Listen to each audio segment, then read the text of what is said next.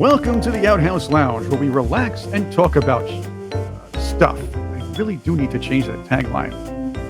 Please subscribe, leave a comment, or like us. Spread the word if you enjoy what we're doing in the lounge here. With me now is a lady whose voice you have heard before. Quite often, possibly, she was discovered by and sang with Dave Stewart and Annie Lennox, sang with the Communards, the Republic, created a Miners Anthem that we have to talk about. Has a stellar solo career and it can sing quite well with a cello accompaniment.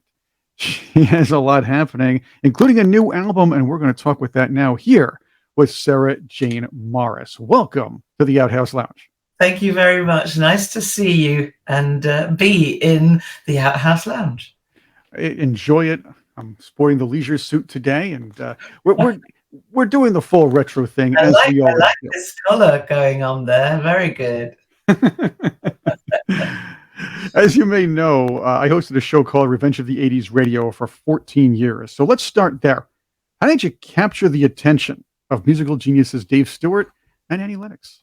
Well, it was a total accident. It's before I'd really started a singing career. I was an actress, and I was about to go to the Edinburgh Festival to do a three-hander musical, which had been written about the scandalous book Hollywood Babylon, which had just come out.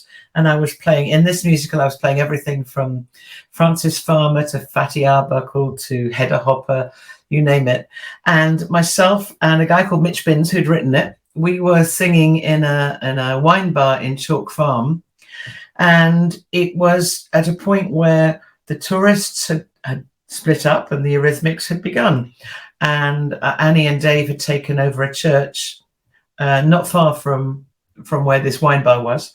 And they came in for a break. They'd probably been doing a really long session. And they came in and had a cocktail. Everybody got talking. And they needed some backing vocals. And we're dealing with very low voices here. But they hadn't have any money. And we needed a day in a studio to record the musical that we were taking to the Edinburgh Festival. So it was the beginning of bartering and exchanged vocals for studio time. And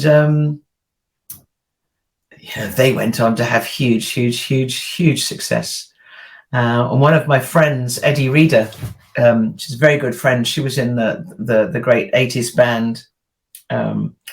Big single was Perfect. She and I were in a Ghanaian band together called Fufu and Light Soup in the early 80s. And I can remember we were doing this big concert together in Clapham Common. And then she said that she was just about to go and start to become the backing vocalist for the Eurythmics. So that was another link. And then another link with Annie particularly is that my guitarist that I do most of my co-writing with, the wonderful Tony Remy, he was Annie Lennox's guitarist for many years in her solo career. So there are lots of different links to that very, very talented couple. And quite a bit. You quickly sang with a band called The Republic after that, which was a mixture of a bunch of genres. That was so great about the 60s through 80s. A lot of these bands, they didn't always get well known, but they mixed a lot of different genres and tossed some things around. So The Republic was an incredible band. It was an African Caribbean Latin band. There you go. Looking 1981, long before they used the term world music. And it was a 10-piece band. And some of the guys that set it up wanted a friend of mine who was a black South African actor, John Matchkisa, to write the lyrics, because he was his dad was a famous writer and journalist, but he was very good with lyrics, and they were a political band. So they wanted him to write the lyrics and be the singer. And he was with the Royal Shakespeare Theatre, and he said, I can't stay and be the singer. So Sarah Jane, will you come and be the singer and I'll write the lyrics? So that's how it happened. I wasn't intending to be a singer. I was just doing, helping a friend out. And we then got signed to Charlie Gillett's label, Oval Records, who'd had Lena Lovitch and, all sorts of other, I've got a feeling Ian Jury was with Oval at some point. but before we went to Stiff. But anyway, I signed with them. We did We were the cover of the NME. We were the cover of City Limits. We had a documentary made about us. We were the band that was supposed to happen. We packed out all of our concerts, but it was the time of Thatcher, the time of Thatcher's Britain, and our politics just didn't rub. Our first single was about the Malvinas War, where we said, don't believe it's in your interest. And we also did another song about the royal family. And of course, Radio 1 didn't touch it. Capitol Records had just started. And before it had established what kind of radio station it was, it picked up on us. And we became, we were played. But actually, the Republic, the Republic is the reason why Jimmy and I ended up by singing together years later, because one of the songs we did was a song called My Spies, where I sung in a kind of mock operatic voice, and it had this Middle Eastern dance beat. I mean, my voice was, I'll give you an example. My spies are in position round your house. It was that kind of voice. And it became very big in the gay clubs. And Jimmy bought it, and Jimmy was convinced I was a man. And Richard Coles, who became a very good friend of mine because he was my brother's friend at drama college, 3 years after me, same drama college. He used to come to my concerts. He joined the tail end of Bronski Beat and then became the Communards with Jimmy. And Jimmy and he were very involved with the miners' strike, because Jimmy's best friend, Mark Ashton, who they made the film Pride about, and who was a lot of our politicization was a result of Mark Ashton. But he got Jimmy involved, and they were doing, as Bronski Beat, doing many miners' benefits. And I, with this wonderful 25-piece big band called The Happy End, we did political music from all over the world. But 25 pieces. 25 pieces. You were an 10-piece band. I just had Peter Flerrell, who runs Plan B. That's a 9-piece band, sometimes a little more, sometimes a little less.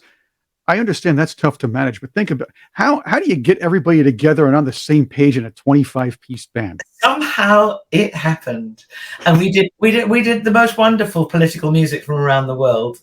And what happened was at that point, when the miners' strike was happening, we got together with Kay Sutcliffe, who was a Kent miner's wife. She wrote the lyrics, and then we recorded the song, did the melody and recorded it, and it became the anthem of the miners' strike. So that was another link that Jimmy and I had, was the fact that we were both heavily involved with the miners' strike. And so Richard brought Jimmy along to see me, just to basically say, look, she's a woman, she's not a man. And we, of course I knew who he was. I'd been a big fan of Bronski Beat, and we got talking, and we realized it was a funny thing that I was this very tall red-headed woman with a very low voice, and he was this petite red-headed man with this incredibly high voice. And we really clicked. And then about a week later, they'd been asked to do a Gaze the Word bookshop launch, which was across the road to where I lived. I lived in Brixton, and it was at the Fridge, which is a fantastic venue, which I had opened with the Happy End. We'd been the band that opened the venue. And we went along, but because they were so busy, it was before mobile phones. You had to actually get somebody on a phone to make an arrangement. And they were busy promoting their first single, You're My World. So they weren't around much, and managed to eventually get hold of Jimmy to say, so what is it that we're going to sing together at the Fridge? Because it's my home territory. I had to make sure I knew what I was doing. And he said, we haven't had time to think about that. And I said, well, I think I know of a really interesting song that the two of us could sing and duet. And it would just have this double meaning. We'd both be singing about the same guy. I said, Billie Holiday's Lover Man. And they thought that was a great idea. So Richard found the chords. I wrote up the lyrics, brought them along to the gig. We'd never performed it. And we get up there in front of a packed Fridge for Gaze the Word benefit. And luckily the record company were in the audience. They saw how the audience went crazy. I mean, we were a very camp couple, and we were making it obvious we were singing about the same guy. The audience went crazy. And suddenly I was asked if I'd go to America to record the album with Jimmy and Richard. And do you know what? I was so naive because, you know, I'd been involved in lots of really interesting bands, but I'd never really made much money at it. You don't when there's a 25 people that you're sharing the profit with. You know, you were lucky if you went away with more than 20 quid a night. Yeah. Money. Here we go. Well, I imagine that because I'd been asked to go to America, that I had to pay for my own flight. And I was already looking into that and thinking, so how do I save that money up? And of course, if a major record company is going to take you out to record an album, they're going to pay for that. But that's how naive I was. Oh, look, you're a musician for all this time. You're used to doing it yourself, the DIY. Yeah. That's when the company says, "Hey, you got to sing on this single, sing with the Communards on this here, or go tour with this band," you don't realize, hey, I don't have to pay my own way anymore. I don't have to drive my own truck. It was a shock to the system. The song, your voice is forever enshrined in new wave history as singing for the Communards on the song "Don't Leave Me This Way." And that's yeah. Did you really, when doing the song, what were your thoughts about it? Did you think it was going to be timeless? Did you think it was going to be something that that was going to be surveyed decades later as one of the favorite number ones of all time by British audiences? We were staying in New York in this open plan apartment, and Mike Thorne was the producer. So Mike Thorne had produced Jimmy all the way through Bronski Beat. He'd done the Soft Cell. I mean, Mike Thorne produced most of the number ones in that period of the 80s. You know, he was just the most fantastic producer, and he lived in New York, and he booked the studio. What was amazing, and what the thing I was terribly impressed by, was that Yoko Ono was in the next studio. I mean, I thought that was super cool. And anyway, so when we were staying together in the apartment, we haven't quite decided all of the songs. They've written a lot already, Jimmy and Richard, but what songs were we going to duet? We knew Lover Man was going to be one of them because that's what everybody had gone crazy for, the two of us singing at the benefit. And Jimmy was a huge disco fan, and we were just sort of playing music, and he said, "Don't Leave Me This Way" is the one I want to do. And so it was just almost a spontaneous thing. But what helped, I think, make it that huge hit, what a contrast we were in our looks and our voices. But Mike Thorne had something called a synclavia. It was the beginning of the synclavia, and we fed our voices into this synclavia, which was able to stretch it so that you know, going on and on. That was this machine helping to stretch our voice for far longer than we'd have been able to sing.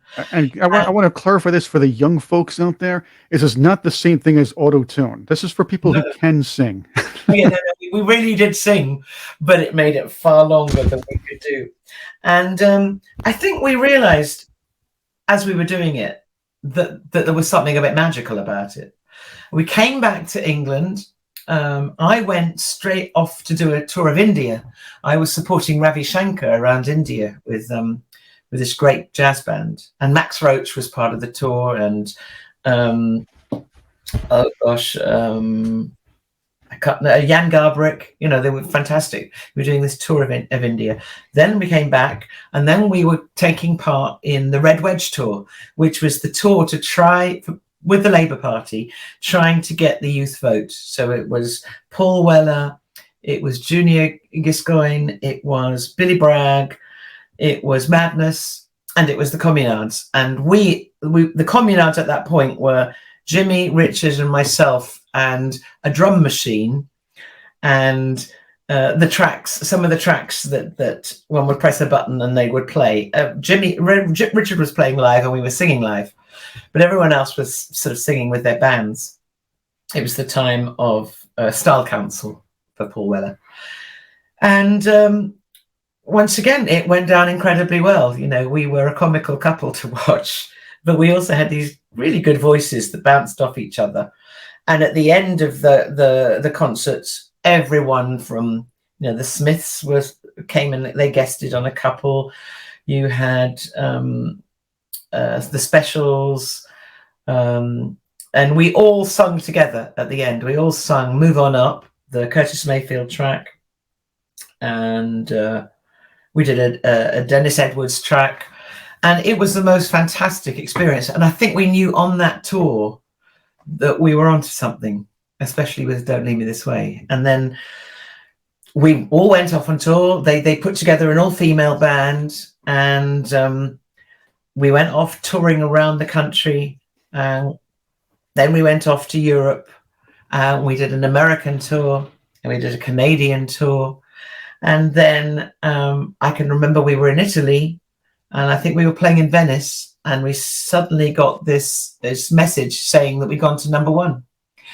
And that was in September in 1986. And we had to be flown back to do Top of the Pops, because that's what sold records in those days, was being the Ed Sullivan show of the 80s. Yeah, exactly.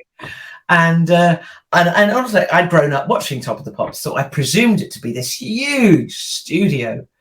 And it's actually only a couple of stages, and it's a matter of camera work, and people get off one stage quickly, and you just think it's a huge place, and it's really not. Anyway, we were at #1 for 6 weeks. So and at this period of Top of the Pops, they weren't letting people sing live. They had periods where everybody could perform live, but this was one of those periods where you couldn't. And Jimmy and I could really sing. And I think it really annoyed us that each week we were going back to sing on our #1 single, but we were miming. And so on the last time we did it, what we did, I don't think we even planned it. It just happened that Jimmy started singing or mouthing when it was my voice, and I did the same to his. So it became very apparent to the audience that we weren't actually singing. And we were called up by the head of the BBC and into the office. Oh boy, and principal's said, office. if you had not been at #1, that would have been pulled. You don't. And there's something to be said, though, for the lip syncing. I know they're saying the big deal is, well, they're not performing live. Blah, blah, blah. Well, think about this: if you're trying to do live television, right? You're lip syncing, or you're not lip syncing. You're doing live, and some idiot who's never done sound for you before screws that up. That makes things worse, now, doesn't it? That is true. That is true. Right. So yeah. I know it's funny when people say, well, they're lip syncing, blah, blah. And it is a good laugh to say, well, they're not really performing, but that's their song anyway. It still counts in my book. That's very true. That's very true. Yeah. But I think we were just bored of not singing. Right. I get that. But I like the way you approached it, though. Just to show them all up. Yeah. With me is Sarah Jane Morris, singer extraordinaire. I can't even tell you what genres because there are just way too many. And let's get into that, because the new album, The Sisterhood, is coming out October 6th. It's a celebration of some of the greats who have preceded you and some of your contemporaries. And I mean, some are real contemporaries. But we're going all the way from the early 20th century from the Bessie Smiths of the world, all the way to Annie Lennox and Kate Bush. Yeah. Janis Joplin, Ricky Lee Jones, Miriam Makeba. We'll talk about her too. Aretha Franklin, Nina Simone, Billie Holiday. This is a varied group. And again, a lot of them, not all, Kate Bush, I would say, is the main outlier in all this, but a lot of them have the same tone you had as well. Or have so shall I tell you how this came about? So I think you should. I don't have a television. I haven't had a television for 14 years. So I read a lot. I listen to the radio, but I read a lot. And in the second lockdown, having already worn my knee that was supposed to have been removed and replaced before the first COVID lockdown, I was doing the walks trying to stay fit, and I'd worn the knee down. So in the second lockdown, I thought, well, what do I do to stay sane now?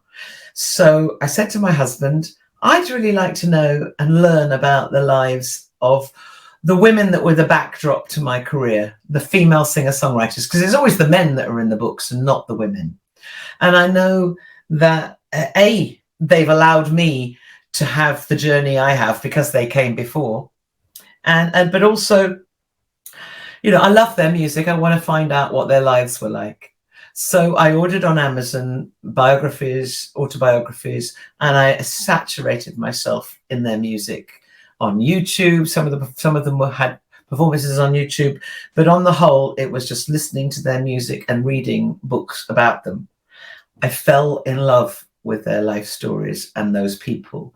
They were incredible women, and four are still living. 4 of these women are still living, and 4 of the 4 that are still living are also having huge success, you know, into the later part of their careers, which is incredible. But it was very hard at the point of, you know, falling in love with all of this. I decided on 10 singers, which are the ones that you've mentioned. There are so many more that I could have written about, but 10 is the right length for an album. And I realized at this point, I'd probably got an album's worth of material. I'd very respectfully written their life stories. There's no gossip in there. I've tried to write them as poetry, and to show that those singers how much respect I pay them.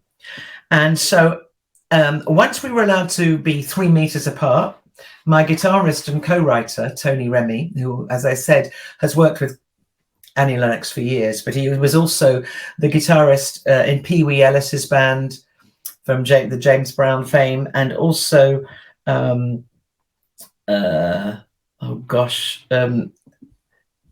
the bass player from Cream? I can't think of his name. Jack Bruce. Oh, no. Yeah. Don't worry, Sarah. Do not worry, because a common theme on this program, and it's been called that. Old guys remembering stuff or trying to remember stuff. So we're good here. You're in good company if you forget one or two Jack things. Bruce. He was in Jack Bruce's band. Anyway, Tony in the first lockdown had learned how to use Logic recording on his laptop. Very handy for this. He came and sat on my husband's sofa. I sat opposite him. I bought a decent microphone during lockdown because I'd been doing virtual concerts with my son, who had moved home during that COVID period, and he's a singer-songwriter. So I sat up with my mic across from him. My brother is a photographer but filmmaker. He sat up behind a chair. We'd measured it all out. We'd got the 3 meters going. And as I was reading these lyrics to Tony and explaining what I'd been doing during this period, we both decided at the same time that what would make the project far better is if we wrote the song in the musical genre of the artist the song was about. And that made it a very interesting project, because it called on everything that Tony and I had ever learned about music, had ever been involved with. You know, we'd both been in South African township bands. We'd both been in Latin and soul and R&B and rock and jazz and folk. We'd done all of that during our journey. And because we decided that, we found that each song we wrote wrote very, very quickly. You know, each time Tony would decide to put a different part, a guitar part down as the demo, I'd then come up with a different backing vocal line or a different melody, and we got each song done within about an hour. And the only reason we didn't actually end up by using that as the finished product, because it was pretty good what we did, was we live in a converted shop which is on a street corner, and opposite us are the bins for the entire area, and the bin man comes twice a day, and the bin man and everything that's related to emptying bins ended up on my vocal microphone. So it was just too distorted with refuse to use it. So, but we did know that we were sitting on a very good project. And I also knew at that point that it wasn't just an album, I've written it now as a radio series, as a 10-part, 15-minute radio series about each of those singers. And I'm also writing it as a theatre music piece. And I'm also, because we've documented every part of it, including a trip to South Africa, which I managed to fund through people pre-ordering the CD and various things I did. We've got it all on film, and so I also think it's a documentary. But these women that I've chosen, and like I said, it's not everybody's choice, are extraordinary. And several of them not only changed musical history, but changed political history. One of them being Miriam Makeba, that you said you wanted to talk to me about. Now, Miriam is, even though I never met her, I haven't either. So we're all flying blind here. Neither one of us have met Miriam Makeba. I've worked with people that worked with her. And like I said, this first band I was in, The Republic, the writer of the lyrics was John Matshikiza. He was a Black South African actor. And his father, they'd come over as a family in exile. His father wrote King Kong the Musical, which is what brought Hugh Masekela and Miriam Makeba to London, first of all. Okay. So there's the first link. Then in the mid-'80s, I joined Artists Against Apartheid. Jerry Dammers from the Specials and this friend of mine, Dali Tambo, set it up. Dali Tambo was the son of Oliver Tambo, who was the head of the ANC the whole time that Nelson Mandela was in prison. Dali and his whole family were also in exile in England. Dali and I became an item. So I got very involved. I was the one with the megaphone outside South Africa House every Friday singing Sikaleli Africa. I then met, during the period of the miners' strike, I met this guy called Mervyn Africa, who was a Black South African piano player who had played with Miriam and with Hugh. He lived in Brixton, and he and I started to write together. And he convinced me to become a safe house. So he and I were the safe houses in Brixton for South African musicians that were arriving in exile in London. So there's another link. I supported Hugh Masekela along the way. I covered one of Hugh Masekela's amazing songs, Coltrane, on my album Bloody Rain, which is dedicated to Africa. So I think everything goes back to Africa. But when we were in Artists Against Apartheid, we managed to connect with Harry Belafonte, and he came and he became the voice and the face to the press for us. Harry Belafonte took Miriam Makeba to America, and he helped her become the most celebrated African artist in America. He helped politicize her by, when she was opening up for his concerts, by telling her to say to the audience, "I am not free until my people are free." He took her along to the United Nations, so she understood how it worked. He helped write a speech for her that she delivered to the United Nations the second time. It was part of what convinced the United Nations to boycott South Africa. That's huge. It is. And I had to brush up on this because I did not know much about her before this interview as well. Miriam Makeba's music was quite upbeat. So she hit a lot of pain and a lot of what she was trying to fight for behind the music. But that upbeat celebratory sound made her able to tell Americans and tell Europeans what's really going on over there. And that captured the attention of the leadership of all those nations, plus, of course, the UN at the time. She ended up by living in right. every African nation except South Africa. And, you know, she was extraordinary. She was very petite with this incredible voice. But thanks to Harry Belafonte, you know, he was an extraordinary man and a very generous thing to do. And, you know, he was doing that kind of thing right to the very end, wasn't he? You know, I would say he was. And it took a lot of help also down in South Africa. There were a lot of the newsmakers made a lot of news. The Desmond Tutus of the world, and of course yes.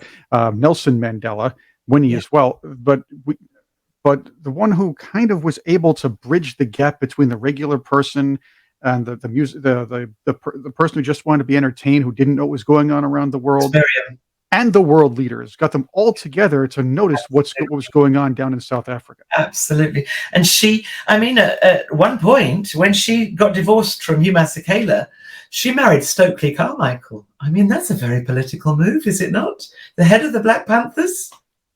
I guess I'd say if she liked them, she liked them. That's all I can. That's all I can. I mean, it was, you know, and of course, as a result, the FBI were on her case. You know, they were a little nervous about her at this stage in her career, but she's a unique artist. And when I wanted to when I'd written her song, and I wrote a whole part in Xhosa, which was her language. And rather than send the files of the tracks that we'd recorded to South Africa for the Soweto Gospel Choir to sing that Xhosa, I thought, do you know what? I've never been to South Africa. I was signed to a South African label, Jive Records, back in the 80s. I spent £1,000 extra on my contract to make sure I didn't sell in South Africa. Of course, everybody asked me during that period to go, and I didn't. Nobody asked me since. And I thought, at that time, I was about to turn 63, and I thought, I'm never going to go unless I go now. And so I set up a GoFundMe, and I asked fans to pre-order this CD. And enough money came in to allow myself, Tony, who I'd written the song with, plus my brother Rod, the filmmaker, to go to Johannesburg. But by the time the money came into my account, the flights had doubled. I did not have enough money for our accommodation, but I didn't say to the guys, oh, we're not going now. So what I did was I contacted Dali, having not seen him since 1987. I tracked him down in Johannesburg, and he and his wonderful wife, Rachel, answered the phone. He had 4 children. He lives just by the zoo. I told him all about the project, and I said, did he know any of his friends that would like myself and Tony to come and do a private concert in their home, but they'd put us up for 3 nights, the 3 of us. And he turned around and he said, no, you're going to be my guests. You're my friend. So we arrived in Tambo Airport, which was named after his father, and we stayed with the Tambos. And he drove us to record with the Soweto Gospel Choir in Soweto on the day that Miriam would have turned 90. It had the most wonderful karma to this. I also knew that I needed to go to Cape Town, having come this far, because I wanted, for part of our film and also to play keyboards on this track, Mervyn Africa. I knew he was back in Cape Town. He was part of, me being a safe house, and he played with Miriam and with Hugh. So I tracked him down, but I didn't have that money to change the flights or for our accommodation. And I remembered that years before, I'd been contacted by someone from Italy who lived in Cape Town, because Italy is a big market for me, asking me if I'd go and do a concert. Now, the concert never happened, but I remember thinking, I wonder how to track down that person. And I wonder what their connection was with Cape Town. And it took me quite a long time to go through emails. And I eventually got hold of this woman, Giovanna Sartor. And I texted her and I said, what was your connection with Cape Town? And she said, oh, my husband and I had a hotel here. We've just sold it because this is the COVID period has destroyed the tourism. And they were on a safari, and she said, why? And I explained about the project and that I needed somewhere cheap for us to stay in South Africa, in Cape Town. She got back to me the next day and she said, right, well, I've spoken to the people I sold the hotel to. They're Italian. They're big fans of yours. They're going to let you stay there really cheaply, all 3 of you. And she told me how much it would be. And I said, well, that's fantastic, but I don't even have that money. Do you think I could do a pop-up concert, even though I've never been to Cape Town before? People aren't going to necessarily know who I am. She got me, this is someone that has no connection with the music industry whatsoever. She got me onto Cape Town Radio, the main radio station. She got me into Cape Town TV. She talked to me the next day and said, right, I found a venue. They don't normally charge on the door, but they understand what this project's about. They don't have a PA. So tell me what it is you need me to hire in. How much money do you need for the rest of the trip and to change the flights and accommodation and food? And I knew my brother, who's the filmmaker, needed an extra week out in South Africa. You can't go that far as an artist and not want to capture as much as you can. So I told her how much was needed to hire a guitar for Tony, this, that, and the other. She sold out the concert to the Italian community in Cape Town because I'm big in Italy, and they couldn't believe that I was there on their doorstep. Once again, it raised all the money we needed. It was wonderful karma. It all works out in the end. It does. If you dare to put it out into the ether, and your intentions are good, and mine were, it can work out, So that was a big part of of the album for Tony and I. You know, it was the highlight, really. And we've made a video now using the Soweto Gospel Choir and myself and that time for Miriam's song, and we're hoping to release it in South Africa because that's where it belongs. We got to hear it here too. Sarah Jane Morris is with me on the Outhouse Lounge, or should I say in the Outhouse Lounge? Either way, it works. The album is called The Sisterhood. We're talking about 10 women that heavily influenced her, and she wrote albums, sort of a little biographical song for each of them. One of them, and again, I don't know if I can focus on everybody, but I do want to go back to the turn of the 20th century, that is, from the 19th to 20th. We're going to Bessie Smith. She's the epitome of St. Louis blues, but also did the song St. Louis Blues, and yes, was in a movie called St. Louis Blues. There we go. So it's everything in that respect, but that's way back. And I know you're quite astute in the music industry. What turns you on to Bessie Smith? Bessie. So what originally took me to Bessie was when I was at drama school, because I was training to be an actress. My dad was in prison. Okay. So I come from a big family. I've got 6 brothers, and he was in a top security prison actually at this point. And I was that drama student with the huge chip on the shoulder. And we did an in-house production. Now, I was there with some pretty formidable people. I was there with Christian Scott Thomas, Julian Sands, Rupert Everett, French and Saunders, who were, well, Jennifer Saunders was the person behind, I'm sure it's huge in America too, the TV series that's absolutely fabulous. Did that happen in America? Yes, it's right there behind The Young Ones, The Blackadder. Absolutely. Well, Jennifer Saunders and Dawn French were also at Central with me. So we did an in-house production, and the person presenting it was Julian Sands. The ventriloquist dummy was Rupert Everett. French and Saunders did their first circus act. I became obsessed with prison songs because I had a dad in prison. That took me to Bessie Smith in my research, and I found her incredible.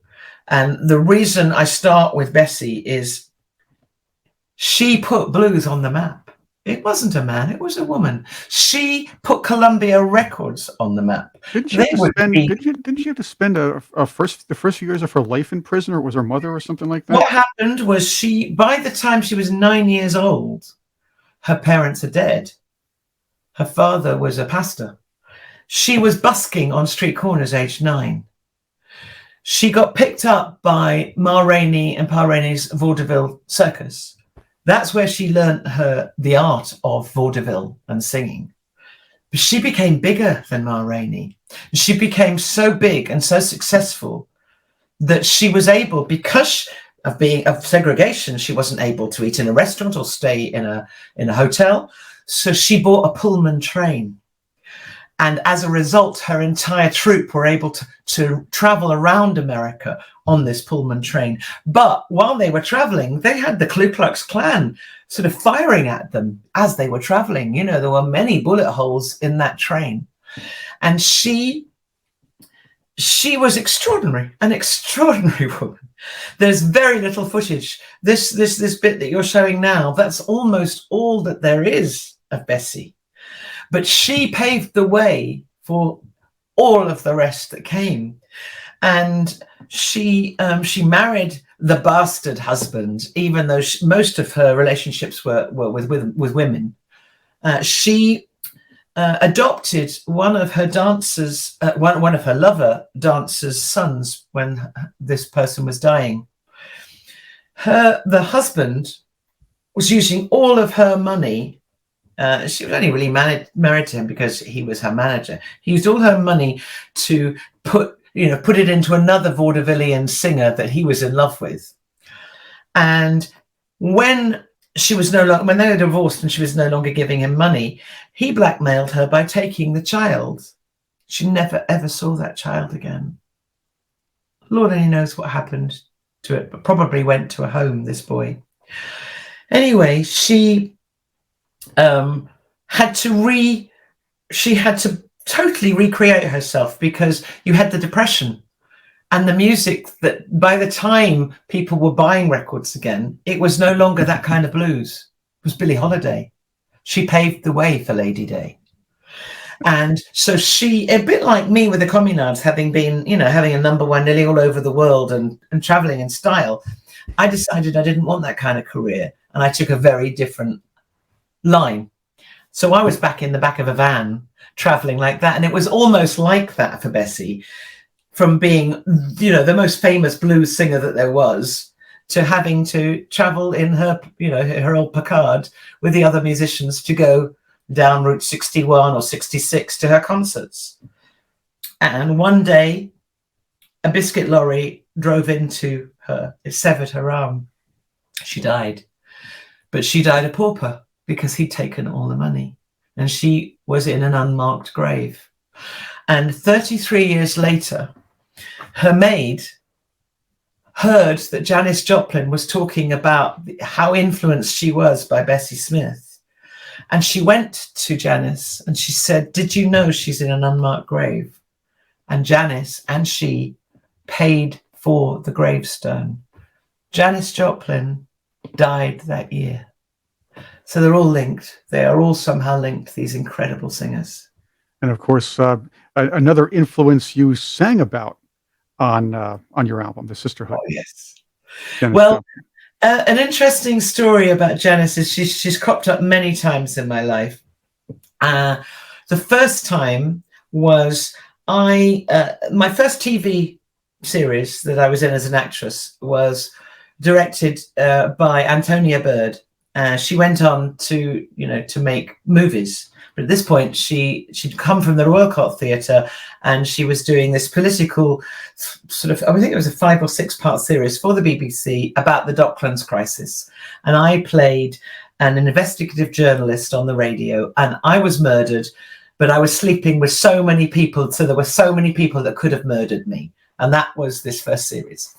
She was very political. She and I really got on, and she asked me to write the music for her second TV series called The Men's Room with Bill Nighy and many other great actors. And she and I remained friends. She did a film called Priest, which won all sorts of awards. Everything was very political and about what was going on with Antonia Bird. She went to LA and she contacted me late one night and she said, "Sarah, you've got to write your life story. It's a film." And I said, "I can't write it. My mum and dad are both still alive. It's I don't think I can." I said, "But I have just read this amazing book about Janis Joplin, and I could play her. Can you buy the story?" She went ahead. She went and read it. She tried to buy it because she decided, it was right. I could play her. And Janis's sister, just at that point, was wanting to do the musical about Janis. And so she wasn't allowed to buy it. And that didn't happen. Okay, so that's the first time I nearly played Janis. The second time was I was doing a whole week of concerts at Ronnie Scott's, which is the most famous jazz club in Europe. Has a big, big history. And it was a place where Billie Holiday and Sarah Vaughan and all sorts of people did actually play in London, so it's got this amazing history. But in those days, you did 6 nights a week, 2 shows a night. So we're talking a Sunday morning. I've just sung probably 150 songs, that week. I'm very tired. I'm dyslexic. I'm counting the cash backstage, wanting to pay the band. This what seemed to be a drunk American came back, said that I was the nearest thing to Janis that he'd seen, and he told me that he'd written this song for her, and all I was thinking of, I've lost where I am with my counting, please go away. And he said that Paramount Movies were making a film about her life and that I should be seen for it.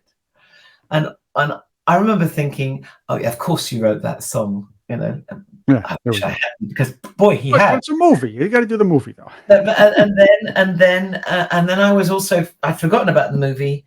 I was just counting the money. That week, I read this tiny little piece in The Guardian, and it said something about this movie that it had cast Melissa Etheridge as Janis, and it said something like she'd run off with the producer's wife. And I remember thinking, hey, Janis would have run off with the producer's wife. This is exciting. This is interesting. So I got my acting agent to put me up for the part. I learnt ball and chain, which is associated with many of the blues artists.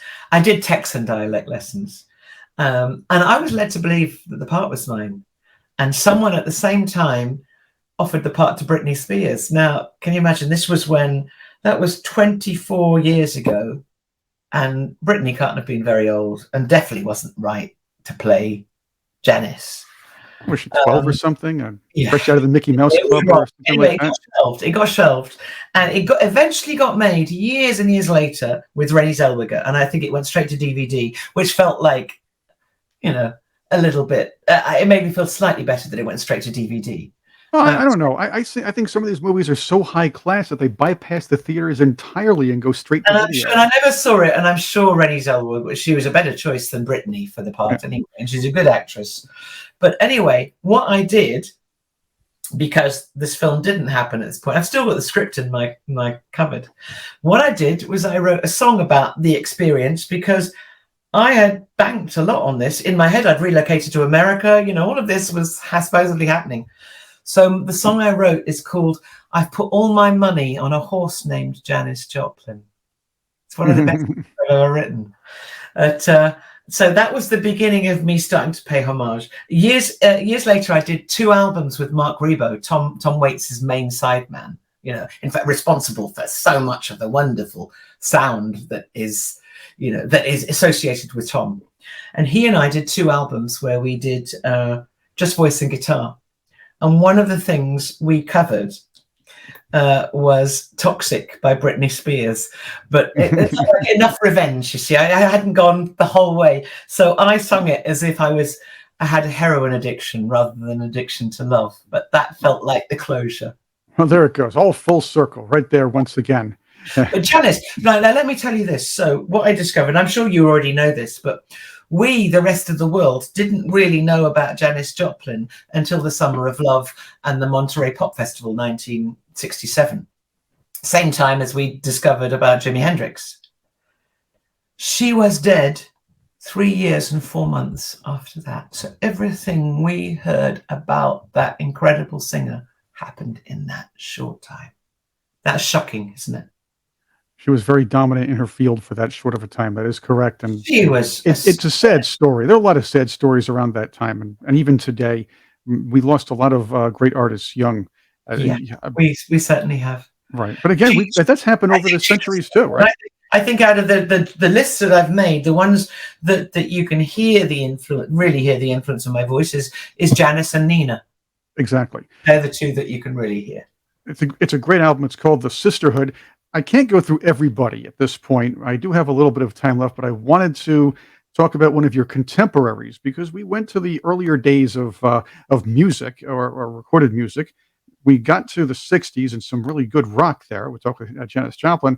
But Kate Bush, your contemporary, it's again, she's kind of an outlier here because she's more of a contemporary of yours as an influence and sings very differently from you as a 4-octave soprano.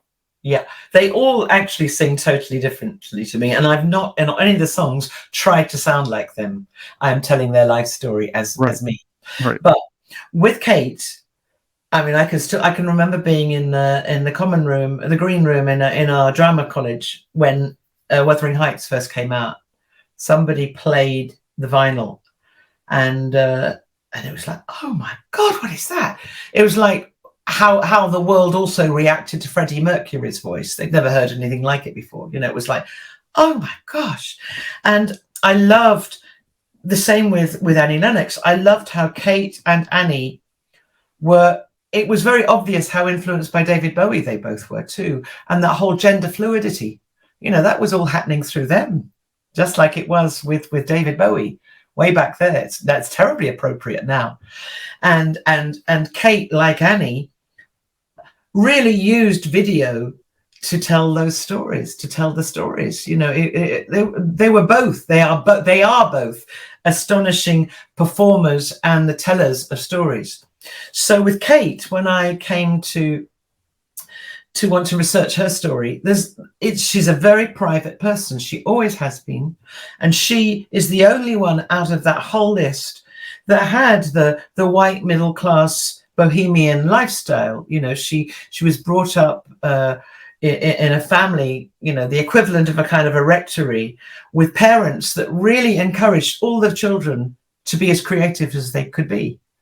It was so different to the other people's stories. And there aren't any, well, I didn't come across any really good books that told me about Kate. And I didn't come across any interviews that really told me who she was. So I thought, right, I'm going to absorb myself in her music and her lyrics, and I'm going to find out who she is through that. And when I discovered that she wrote Man with a Child in His Eyes when she was 12 years old, I thought, whoa, a poet at 12. I mean, it's extraordinary. And I thought, so how will she know how much respect I am giving her? And my husband and I were talking about this, and I didn't know this fact. It was him that told me that Rimbaud, the French poet, who changed French language because he was so successful, he wrote his poetry age 15. And I thought, okay, she grew up in the suburbs. I'm going to call her Rambo of suburbia. She will definitely know who Rambo is, and she will understand its connection. So and not the Stallone character. We're talking about not that exactly, which other people will think. So I then tracked down a homoerotic Rambo poem, and a friend of mine who's in her 70s. She looks like Piaf. She sounds like Piaf. I asked her if she would read it, so we filmed her reading it. I had paid for the string arrangement for Nina Simone song by a friend of mine. He also did the Joni one. For the Nina one, it didn't work for myself and Tony, but I'd paid quite a bit of money and I couldn't afford not to use it. So when we were recording her song, I said to the engineer, can we change the key of this? And can we reverse it so that we can somehow use it in Kate's song? And we did, and it starts off, because you hear these backward transposed strings with this wonderful French voice at the opening. It sounds like you're in a French noir film, you know. And then I knew I had to make the song as English as possible because Kate Bush is so English. I think so. Yeah. And I also, with every one of these people's songs, I wanted there to be lyrical and musical references to them. And so because she'd done that duet with Peter Gabriel, which was just so moving, you know, Don't Give Up. And because she spends so long getting the most amazing sounds in the studio, you know, she's a great producer and writer. I used didgeridoo, I used Jaws harp.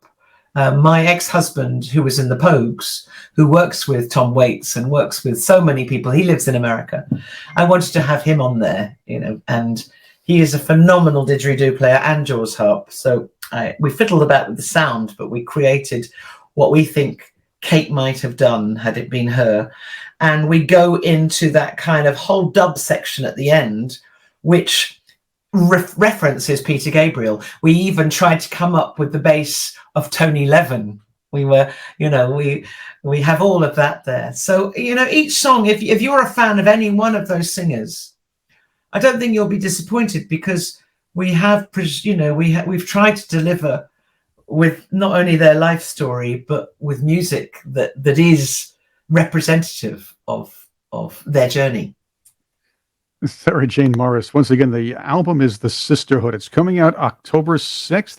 If you want some more information on Sarah Jane, check out her website. And I believe it's sarahjanemorris.co.uk. I think I got that right. How about that? You have. It used to be .com, but there's a Hollywood actress called Sarah Jane Morris. Yes, that doesn't help.